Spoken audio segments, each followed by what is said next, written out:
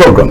Now, this week is Mental Health Week, in which the focus is on mental health. And I would like to quote here what Prince William said earlier today in regards to what we should do as all of us as individuals as far as mental health is concerned. So he says, it's a big challenge, a challenge of modern times, because a lot is happening that we are not aware of, but those within the medical practicing industry are aware of and have been warning us for quite some time. Now, to quote the Prince said, stop and listen. Stop and listen. That's the key message from what he said in a 60-minute broadcast which is sent out to radio stations here in the UK. One of them, another big quote that he said, is being able to talk about how you are feeling is essential for keeping mentally fit. And so maybe now is the time for us to stop and really listen. And each and every one of us has the power to make a difference.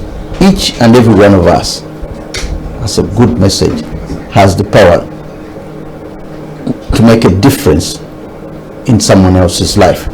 Now, with me in the studio are two people who are not new to this program. They've been here before and we've discussed mental health as well. Della Stewart, counselor, welcome to the program. Thank you.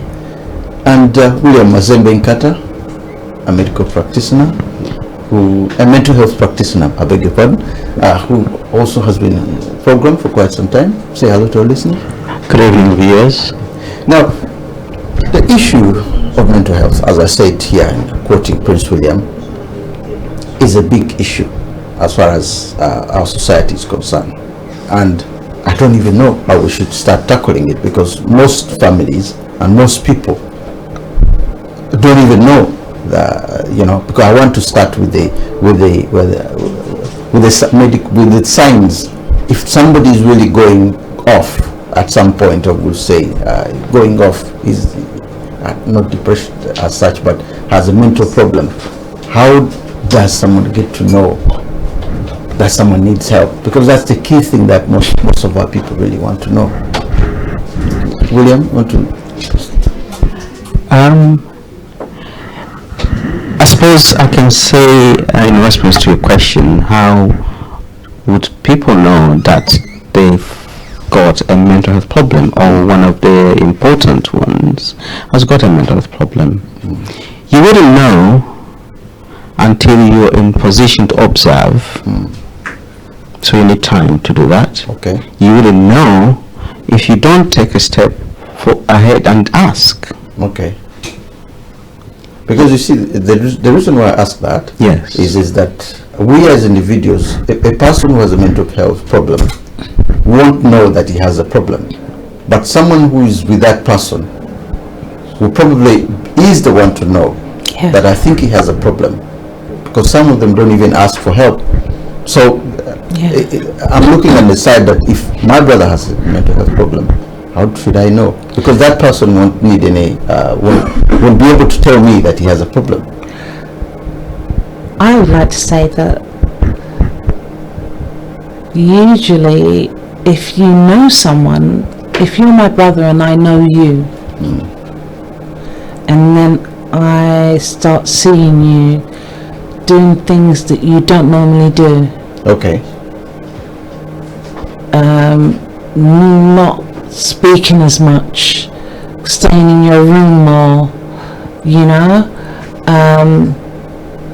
not talking to anyone, not doing the things that you normally do, then that's an alarm to say something's going on. Okay.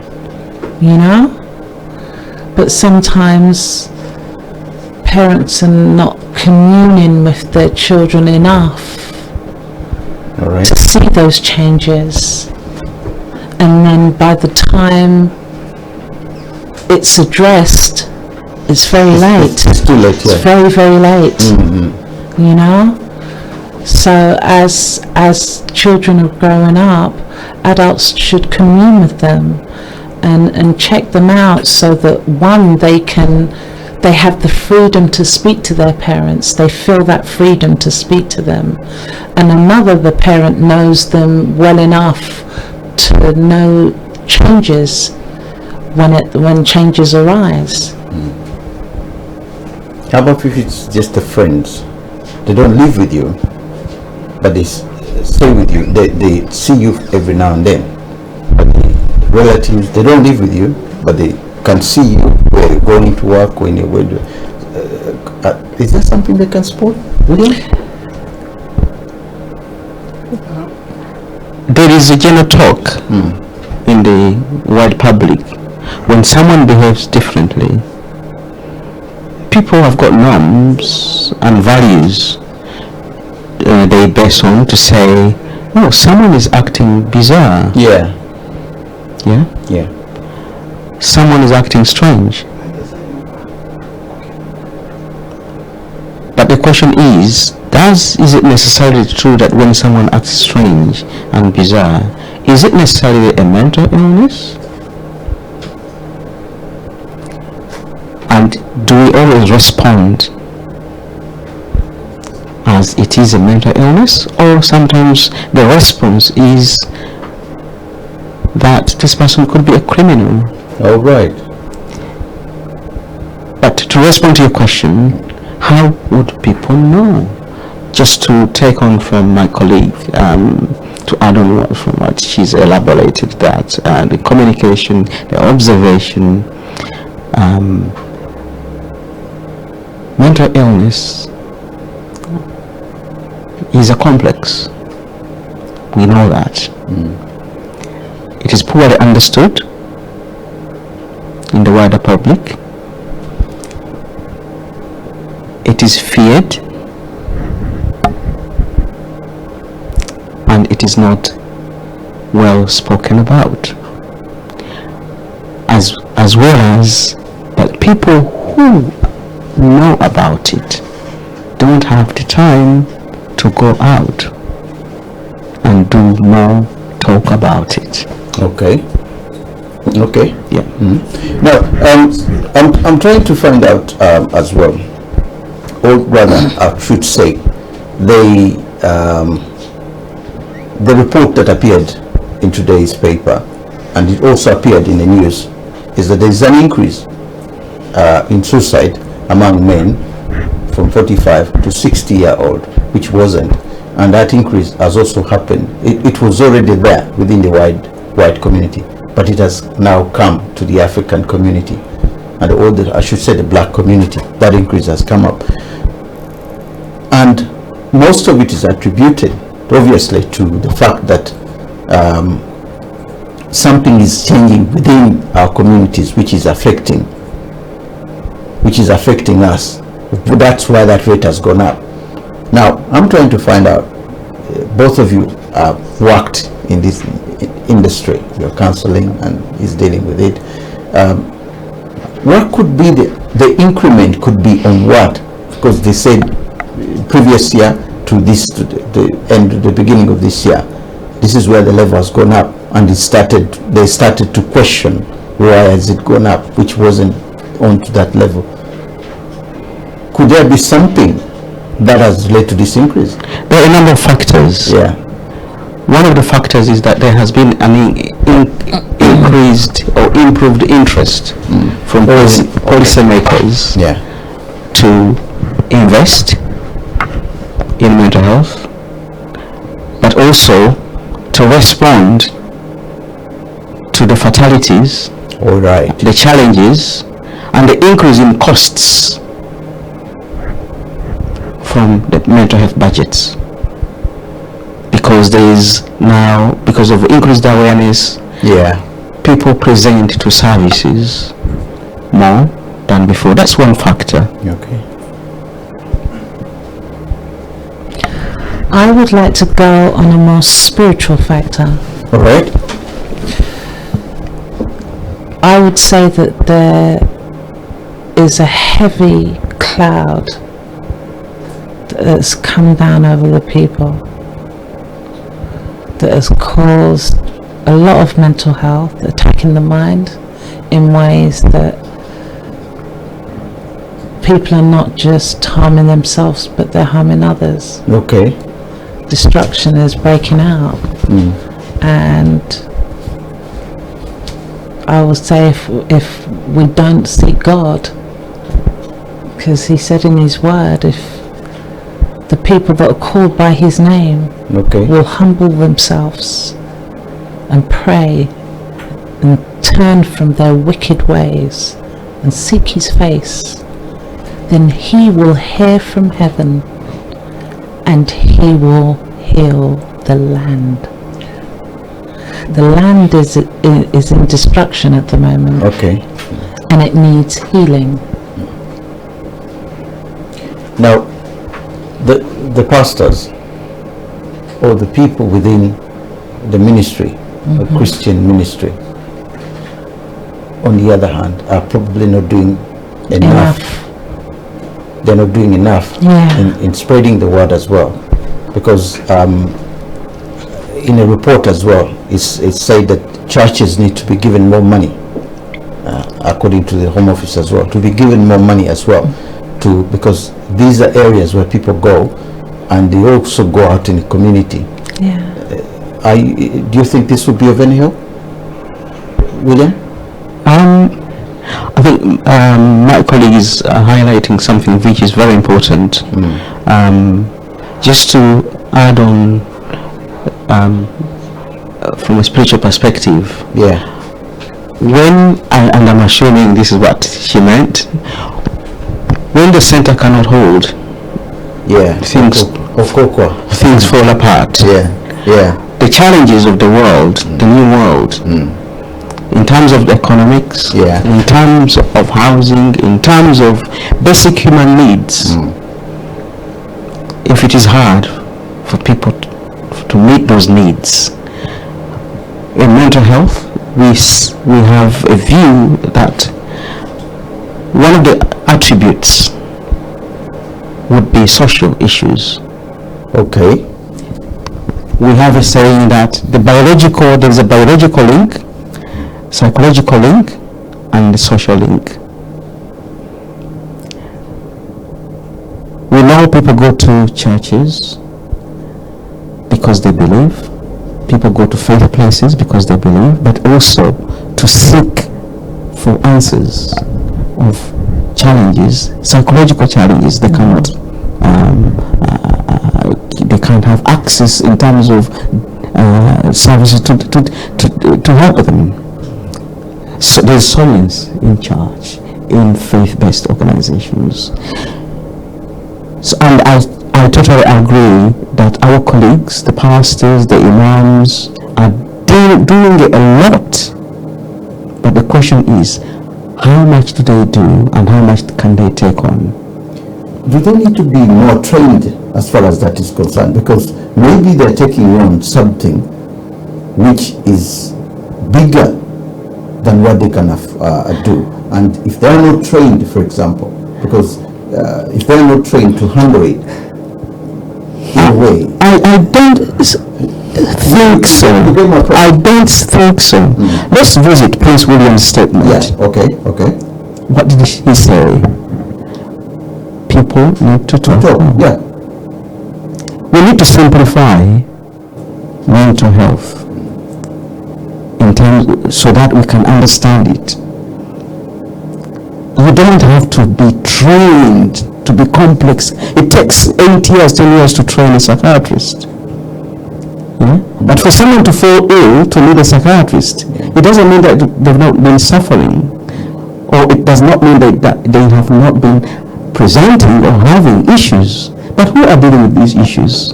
It's families, which need to talk. It's friends, which need to ask, how are you? It is faith-based centers where people go. But can I come in before she comes in? It's to do with the training. What I meant with the training was, say for example, if you do seminars and people the awareness, like now, there's a lot of awareness in knife crime. They're going to schools. Not all of us, not all kids know that somebody has a knife. But if to see signs that somebody could have a knife and alert the authorities quickly, alert the teachers that so and so may be having a knife, is hiding his bag, is doing. So to give them that bit of training, that early warning kind of training, so that at least if you know in advance, you can act. That's what I meant when I said that the preachers and the pastors need that quickness to say, hey, my man has been coming in every day, I can see the difference. He's no longer talking, there's something wrong. Can I act now? Can I ask him? Because most of them won't say anything, obviously, So you need that early intervention, as you're saying, so that if you get something early, it becomes quicker to deal with. I hope you get my yes, point. I do. I understand fully. A pastor or an elder or someone with a title in the body of Christ, someone with a title in the body of Christ has to be appointed by God first. Once they're appointed by God and they know that they're appointed by God, then it's good to seek training in different aspects so they can be able to relate and commune with the public as well as with God, and be able to be of a service that can be beneficial, not just spiritually but physically also. I see your point. The service users, this comes down to this. The service users, do we need more of them? Because this is another area where I look, where people, the prince has been saying, look, there are retired people who could volunteer within the community and be part of, and be part of those going around. When the Olympics happened here in London, they got retired. So many people came up to help. Who are not volunteers, helped in so many ways, but charities and others request for volunteers every now and then, and the people don't really come to assist. So maybe this needs also to increase, because if there are no service users, then there's also there's a possibility that if you go somewhere and you need the service and it's not there, the chances are you want to go back again. I just want to understand, when you say service users, to be... No, the people who provide the service. Service providers. Yeah, service providers. Service providers. Okay. Yeah, those who provide the service. And your question is about the numbers, the availability? Yeah, I'm looking at the numbers. Okay, I think you're right. The traditional services in Great Britain were built around treating the ill, as opposed preventing the illness. All right. Yeah. During Margaret Thatcher's time, the market forces came in. We had started to hear of community care, and the long-standing institutions treating the ill were disbanded, decommissioned, most of them. So there was some plus and negatives. There was an increase in the number of trained nurses, trained counsellors, but also trained service users to beef up, to scale up the opportunities for early access to services. But there is still a great challenge.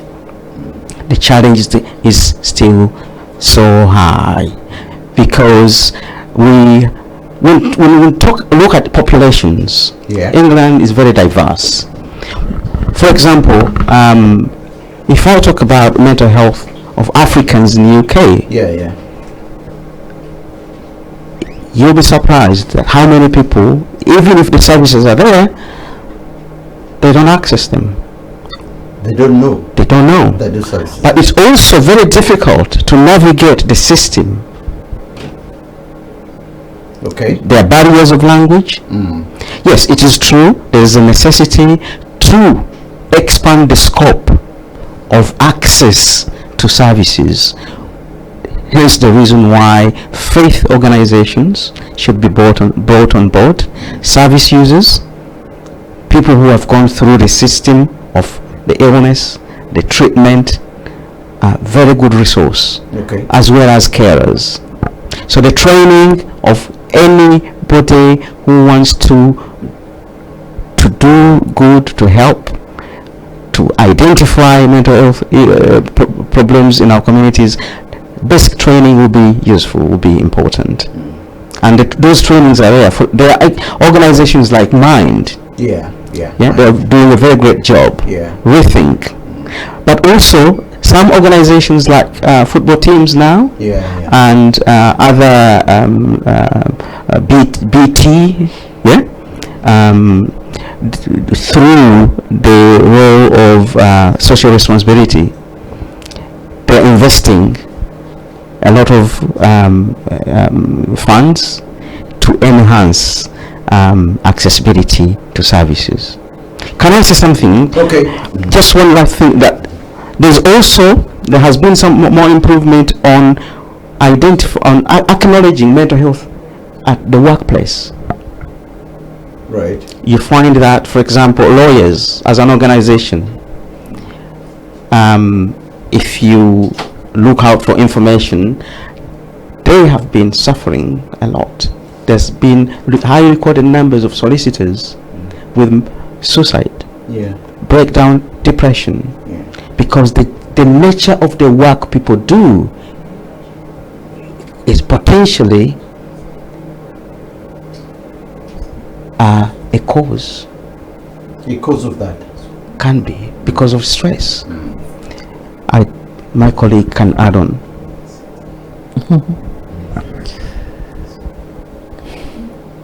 Stress goes so deep, and it can be hidden so well. That if you really know someone, then you can see some signs. But if it's like a colleague, you may not be able to see it. You know.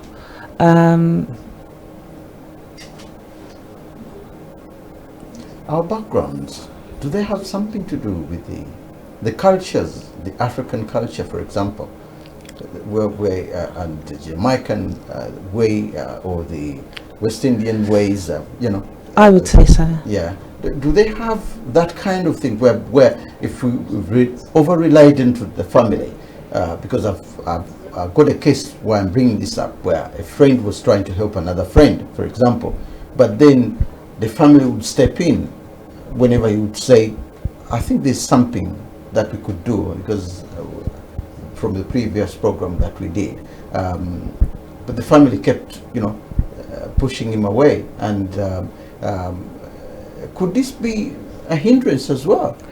Well, black people on the whole are quite emotional. Yeah. And when you're emotional, it can lead to stress.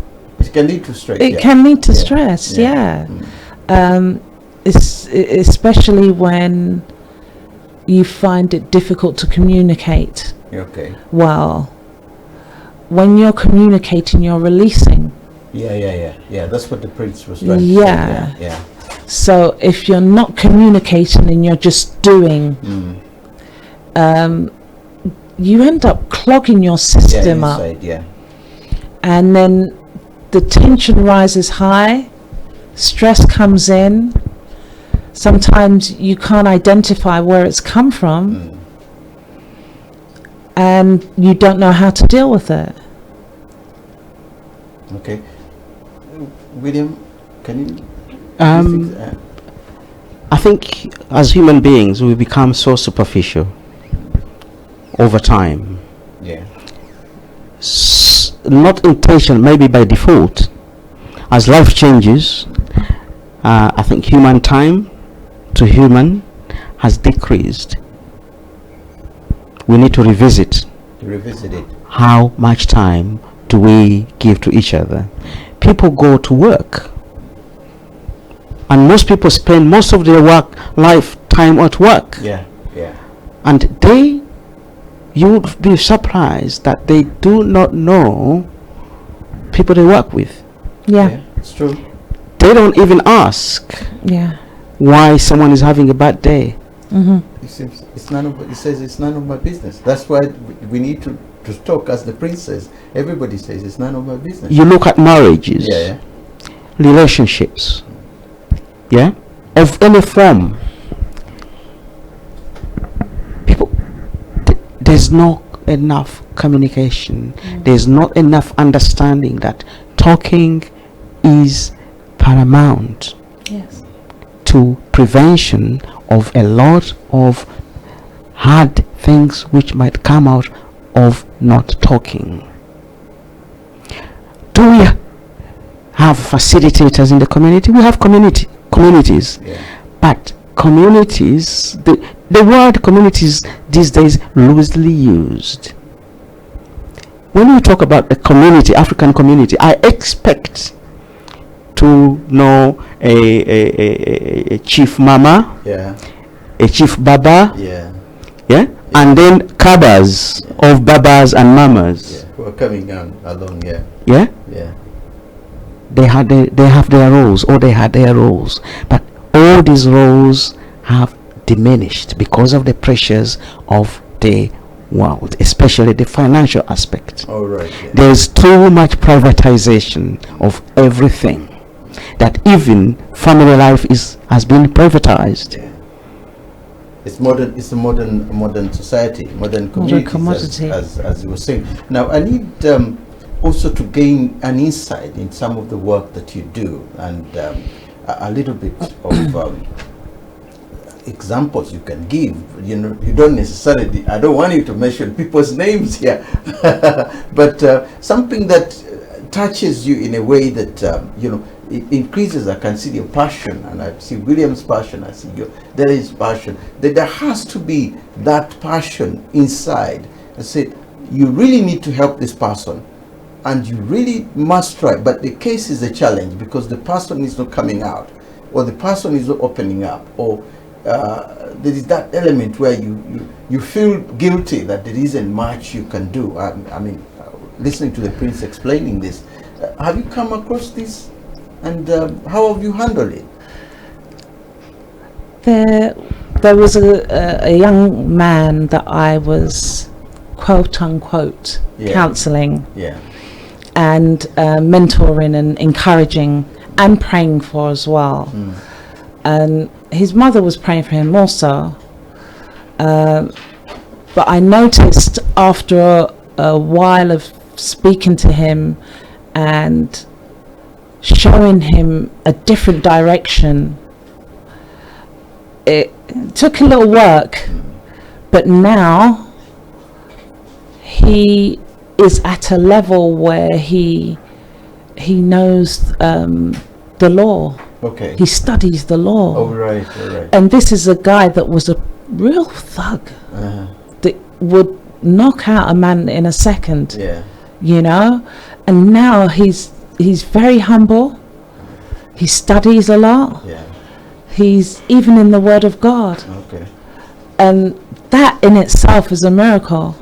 It was a big challenge for you. Massive challenge. Yeah. Yeah. But I didn't see myself giving up at all. Okay. Okay. I told him what he was going to do, and he did it. Okay.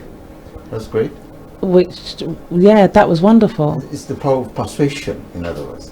Persuasion And determination. Determination. And perseverance. Yeah, that's great. That's great. William? I was thinking, what is it that I could pick up and share There's with so the many cases you audience? dealt with. But let me say this. Increasingly, I'm getting very, very interested as I learn in the idea that when people present for an assessment, for example, there's an assumption from the service user, the person who has come to seek help, to think that I, the clinician, have got the answer. Oh, yeah, to his problems. Yes. Yeah. But over and over again, I am learning that actually, if there was enough time to have to slow down the conversation, break it down in understandable bits, and turn the cover to the service user, service users have got the answers. What I mean is that we might have the knowledge, the theories, but if you do not ask the right question, you won't get the answers. You will not get the answers. People come with the problem. They are brought in by the problem. Sometimes some people are not in position to say what it is because they might be too disturbed. Yeah, but most people are in position to say what is the problem. But I have to say this again: service users, people who seek help, have got the answers. It is incumbent on clinician, on a pastor, on a teacher, to start to get our act together and ask the right questions and enough questions. The power is in the service user. We are just facilitators, if we can know that. Yes. Looking at it from your explanations, the Americans long discovered their people, they call the shrinks, where you go to America and you have to talk to somebody and say your problems and so on. They discovered this years ago. They have done this even soldiers who have come from war, and they have to talk to somebody and explain, how they feel and so on and so on. Whereas British companies here and even in Africa, this thing hasn't really gained that sort of momentum, in the sense that somebody says, why should I go and talk to somebody? As you had explained there, he expects you to solve the problem, but then suddenly he has the answers. Now you need, as you're saying, someone to try and do that. Do you think more should be invested to see how the Americans are winning that battle? Should we go to the government, pressure groups, and say, hey, like now the environment is, they're doing a lot for the environment, they're doing a lot for the, should we put pressure on the government as well, so that more should be trained to ensure that these people go out in the community and broaden everybody's mind as far as the issues concerned? I'm not familiar with the American system. Okay. Yeah. But what I know, in some areas, I think Britain is far ahead in mental health. In some areas, which I know, especially, for example, post-traumatic stress disorder, management and assessment of it, in terms of primary care, I think what you're alluding to, I might be wrong, correct me, there is a need to invest in primary care. This is where people present with broken legs, stress, backache. In the Africa, for example, we know that in African communities, people present a lot with what we call somatic or physical health complaints. Research has it, clinical experience has it, and that actually some people would be depressed or stressed, but the way they feel it or the way they present it is backache. So this is what we call psychosomatic. So what's that in a layman's language? In a layman's, whereby that something which is disturbing your emotions, your mental health, is exhibited or is felt in a physical way, and the pain is there, but actually there's no root cause, from what we call the organic explanation, of why someone has that pain, so it is quite common, but it is the language. All right. So investing in primary care, for primary care clinicians to be trained in skills to identify, to be able to detect and identify symptoms of mental illness is one area where Britain has gone For, ahead of others. Yeah. In Africa, the WHO a few years ago, about 7 years ago, they came up with a program of improving mental health services in low-income countries. Countries like South Africa, Kenya, Uganda, Ghana. They selected a few countries. There was a program which was initiated to improve on primary care services to deal with mental health. So instead of dealing with people who are unwell, dysfunctional, when you place these services in primary care, people can have help at an earlier stage. Yeah. Something which you haven't discussed here, which often comes in, and I don't know whether you've come across it a number of times, drug users, drug users who also have mental health problems, but we attribute this to the drugs that they're using. Yet someone will use drugs and he hasn't got any mental health problem. Not so necessarily. the thing is there's usually a point of mixing the two things together. So if you see him on the street, well, I think he's probably a drug user or something like that. Now, when you're doing counseling with these people, the beginning process, does it involve first knowing the background of an individual? Yes. Then you can get the symptoms from what is the person says. But usually they don't tell you. You have to dig that out. Is that the case? Usually they tell me. Oh, they tell you, you're an angel. They tell me. Yeah. Because I'm straight with them. Yeah. And I'm real with them. Okay. And that causes them to melt. Right. And just pour out.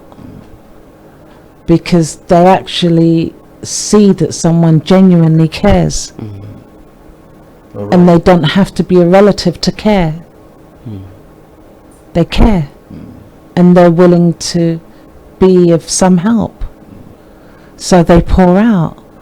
And usually people take drugs for a reason. If they're down, they may take drugs. If they're suicidal, they may take drugs. You know? Some may just take it to follow others. Yeah. To be part of the crowd. To be part of the crowd. Yeah. And before you know it, they're addicted. Yeah. But usually if people are taking drugs, it's a substitute of what they really want. Really? Yeah. Because if they were happy and if they had what they really wanted, a lot of them wouldn't really be taking drugs. So it's a substitute, you know. How do we collect our communities then? I'm looking at someone asked me a question at one time. I said, look, the correction has to, if we don't get the elders, if we don't get the chiefs, if we don't get, how are we going to collect? Because the issue has been going around knife crime, but now it's coming back to mental health as well. So look, if a problem is existing in a community, you've mentioned coming back to God, which is very important. People moved away, but that is very important. But then there has to be somewhere, something where you say maybe every month or every 2 months we need to meet up. And then each community should meet up and discuss these issues, because they're very, very important to our existence and our survival. Yeah. What should we do? I think following from the Prince's statement, and I think Prince Harry as well, sometime last year, there appears to be a code in what they're saying. it is everybody's responsibility. Yeah? It is everybody's responsibility to ask or to say. There's this big assumption that the system is designed to meet people's needs. The system is not, and it cannot and will never be enough to give what people need. The system, the NHS system, will never be enough to provide for everybody. But NHS can be nearer to give if we become part of it. The question is how. I think one of the initiatives is recognition of service users, recognition of carers, recognitions of other people who are interested in standing up and shout that mental illness is real, mental health is possible, and lives should not be lost because we are waiting for the system to help you. Something which has just come, which a friend told me a couple of months ago, and it is connected with the faith. He's a Muslim, and they have this thing where the Muslims have the belief that he believes in, they go to the mosque, they deal with the imams, they deal with that. Now there are certain things which are meant to be within, and going out to present this to an outsider becomes pretty difficult because most of the things are held within their cycle. If you come across such a case, how do you deal with it? How do you deal with it as a counselor or as a practitioner? I mean, I'm thinking someone has come to you, but then there is that blockage within the family system, and he can't, he wants access to be helped, but somewhere in the family, something's wrong, and they have to either, he comes while he's hiding or something like that. How do you deal with that? Okay, can I say something? Yeah. Your friend was Muslim. Yeah. Belin's friend might have been Christian. Yeah. Mine might have been an atheist. Yeah. Yeah? Yeah. There is, what you've described for the Muslim is true for any other groups in the community. Yeah? Yeah. There is a sense of myth about mental health and mental illness. Yeah? This myth creates a lot of fear, shame, guilt. That's right. Yeah. Yeah? Right.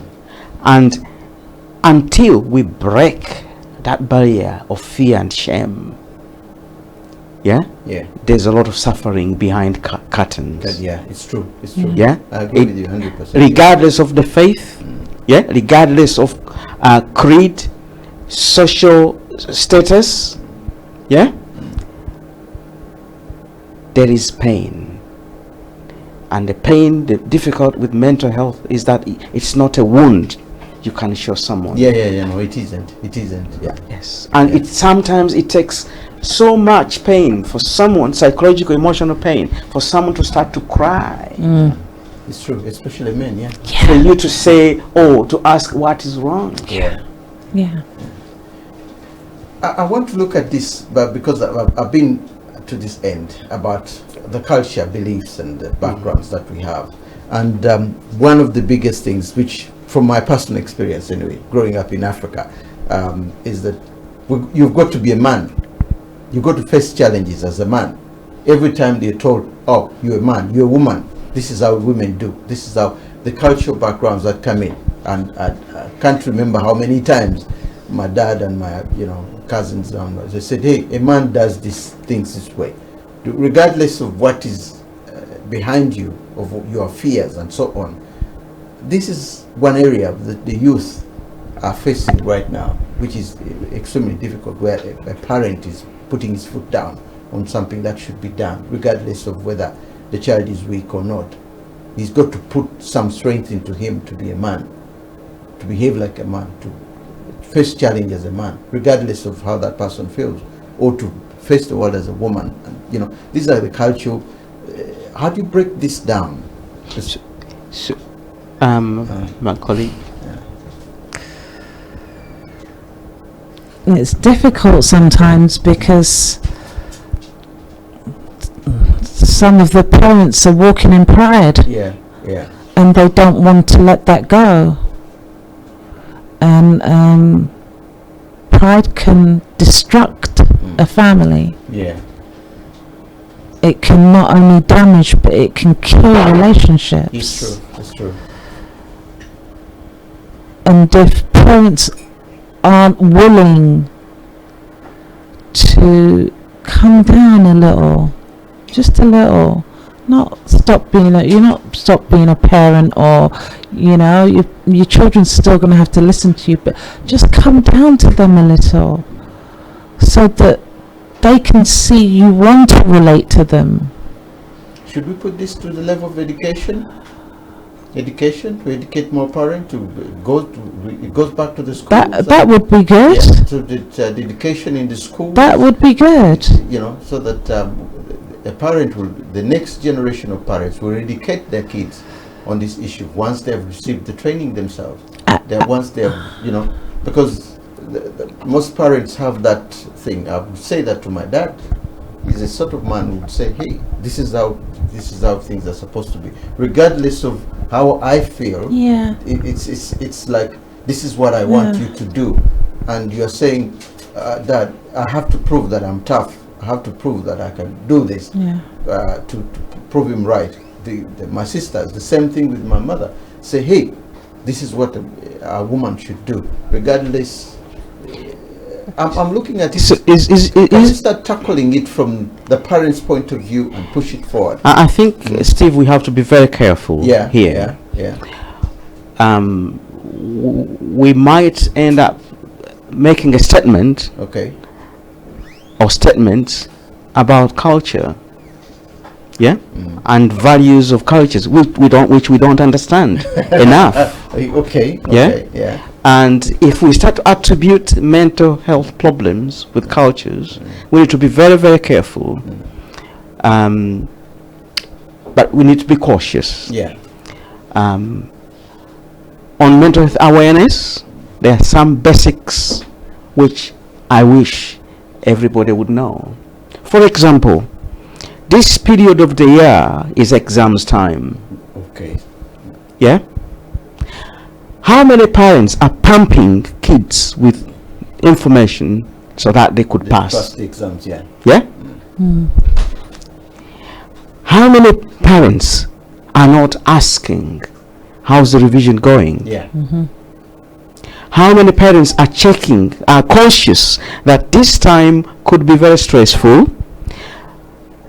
A son who's not been revising enough might be trying to do hard now, but we know, that it could be too late. Yeah. So our parents are aware. I've got a sense that they need to check on their kids. Are they sleeping now? In this period, in the last 2 months and the coming month? Or is all when you check, is the light there? Are they on their phones? I have to say, currently, usually there's a pattern that there is an increase of young adults going to mental health crisis services during this period. And one of the major factors is sleep deprivation. Okay. So instead of going, the culture is important.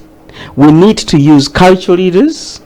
Yeah, we need to visit and understand the cultures of these populations and use them for the betterment of understanding and being in a position to be able to do something. Simple things like asking, how much did you sleep? Are you sleeping enough? When a child wakes up, do you see that they've got sleep bads? Yeah. So are they eating enough? How is their appetite? Yeah, are they becoming irritable more than usual? So there's some basic symptoms which don't need big time training. So for me, for this week, we need to bang on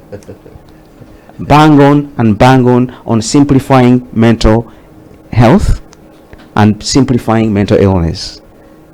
William, my worry here is the political correctness in this country, which of course, obviously, you're not supposed to do this, you're supposed to do this. The schools that, that political correctness, which has also allowed the children to know the law. You're not supposed to touch them, you're not supposed to. So that I attribute all this to coming into that the young minds which should have been trained from the person of responsibility is not being trained to do that, because the political correctness within the system does not allow it. You're not allowed to beat your child, you're not allowed to do that. So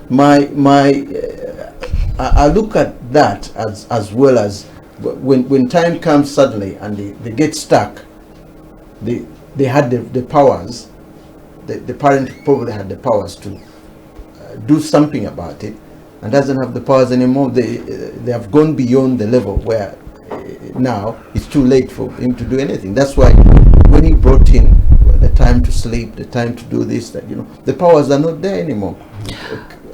What do you think? I wouldn't say the powers are not there anymore.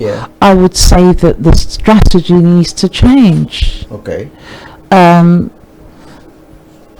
As we're saying, communication is a key word. Most times, if we communicate with our children regularly, we find that we end up having a real good relationship with them. It's just simple things that we're lacking. And most times we're putting work before it, chores before it, church before it, whatever we're doing in life before it. And it becomes a far later secondary. And by the time we check up on our children, they're teens going on to adults. Of course, And we don't know them really. We're hearing things about them and saying, is that you? They're like, yeah, Mum, you just don't know. Why don't Mum know? Why? Lack of communication, I'd say. Well, I'll agree with you on that. I'll agree with you on that note. Although I still think somewhere along the way, children would, my 13-year-old tells me there are certain things you can't tell your parent. He said, why should I tell you that? Why should I tell you about this? And I said, well, I need to know. But then there is that gap sometimes that because happens. Society has given him tools and basically let him know that he has power. Okay. You could still tell him it's in my house. Oh, the yeah. power is in my house. Oh, yes. This is where yes. so I have the power. Oh, yes. Our culture. I am the law. In our culture doesn't play. When it comes to our household, it is different rules. My dad used to say that. He said, look, if you've got any of the iron sheets in this house that you put on, if you did the roofing of this house and you put some money on it, then go and get it out. Yeah. But as long as I'm here, this is my house. Yes. I'm the law here, and I am. What I say goes on. When you are old enough and you want to go, go. You go. Yeah. Exactly. So you said listen to that voice, because you don't want to be kicked out at such a stage in your life. But the modernity here, the reason that level is not there, that level is not there. That this is where the community thing comes in, and I believe Prince William was trying to explain that, and so when we talk more, as William was saying, when we talk more, we open up. But it's typical with most of us men to keep things inside us, and by the time we realize we should have maybe mentioned it somewhere, it's already too late. So the idea now, I'm trying to solicit out of you guys, someone listening to us would want to know not just to help the others, but maybe even to themselves. If something is wrong, and I have I'm starting to have certain feelings about this and that. What should I do? Because that's the level of where we are. William, have you ever experienced anybody who has come to you and say, I feel this is how I feel, but what should I do now? I have to say, there's a lot of good people out there I've worked with in our communities, which are described as hard to reach. Okay. But they are not hard to reach. They are hard to reach because their own have not bothered to go where they are. Their own have not bothered. Yes, I have to say that very clear, and I can repeat it. We need to go back to our communities. Our communities look up on some of you. You're a surgeon, but you've never been to any faith group in your community to talk about how people can prevent, what people can do to avoid going on the knife. Yeah. I think there is, my sister here talked about, we need to re-strategize. I think for me, the new ways of working, if Prince William or Harry came to me and asked me, not Steve, I would say the new way of working is that it is incumbent on anybody from a particular community to take 2 hours in a year and go back to their community and share the knowledge. The knowledge we have, we can because we can simplify it.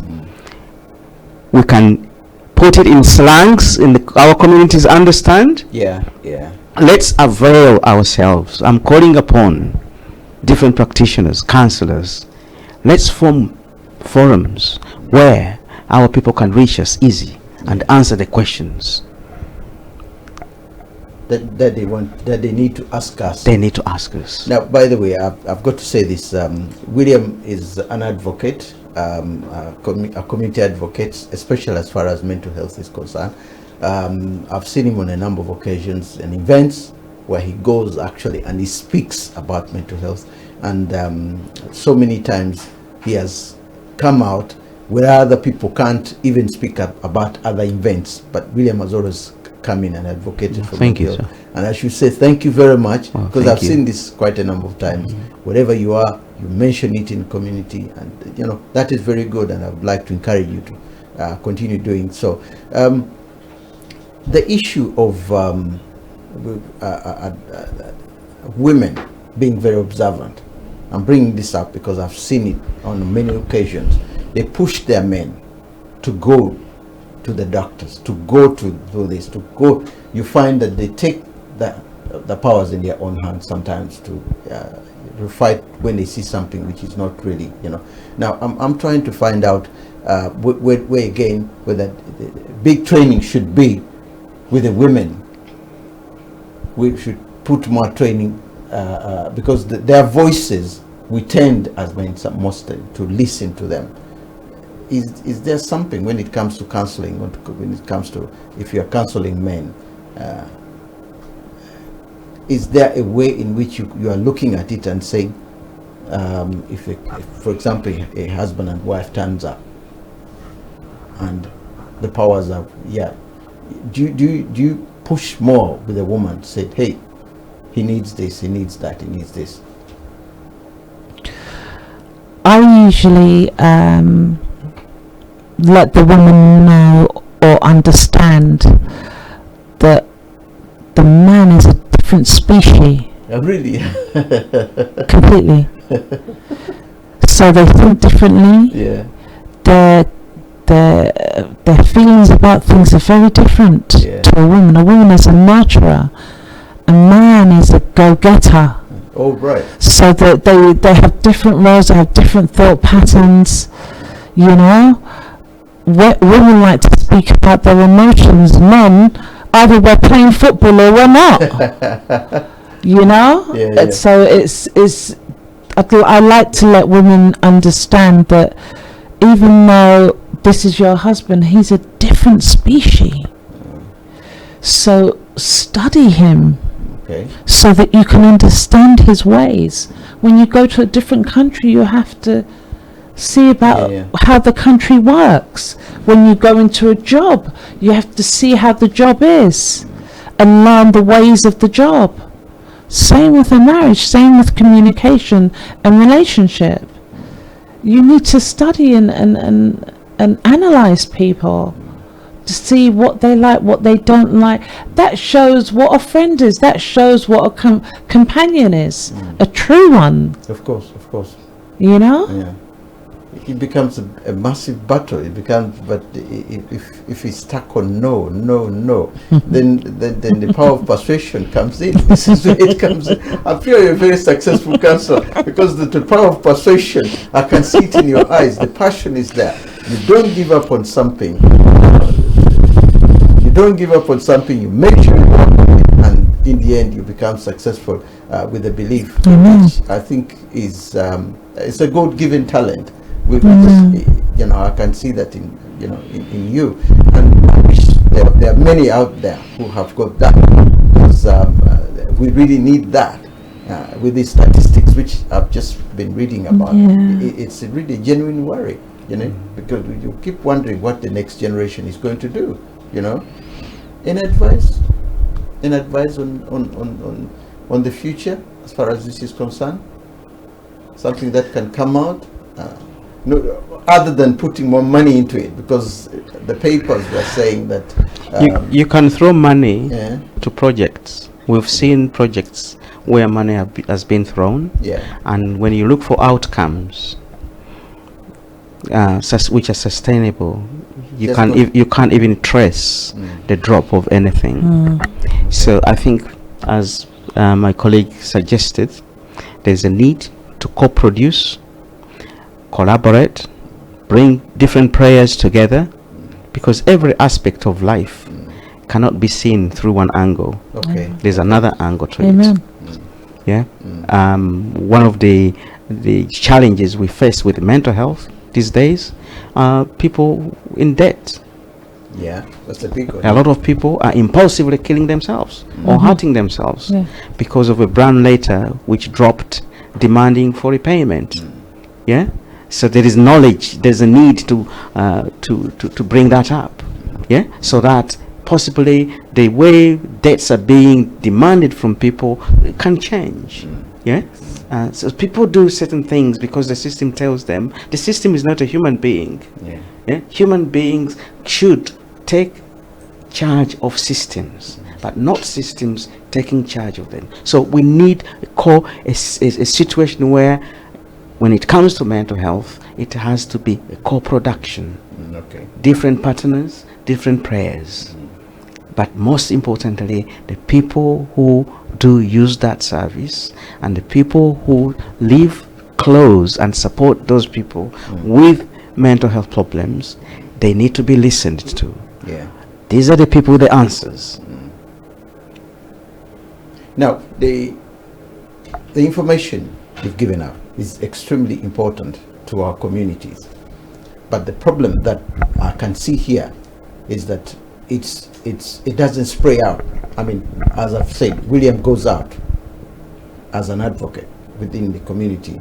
Whenever there's an event, William speaks about mental health and people to take care of themselves. And whenever we hear somebody has either committed suicide or somebody has died, we feel depressed in a way that that person, especially a young person, should not have gone because of maybe this and that. It comes back to education. Do you guys within the system need to go to the various government institutions and say, hey, we need to go to schools, universities especially, where the young adults, I think the University of Southampton is introducing a system. Most universities have now. Whereby suicides used to be quite a lot in university, when students would kill themselves because of exams and so on. Now there are counselors there, now they're, so this thing should go out as well. A quick community, wherever there's any community event, you don't necessarily need to be there. You get my point? Because we're coming to the end. Yeah, of the there is program. information out there, Yeah. but you go to GP practices, there's information all over. Okay. But how many people pick and read? They need to be encouraged. Yeah. Okay. Yes. Yeah, they need to be encouraged.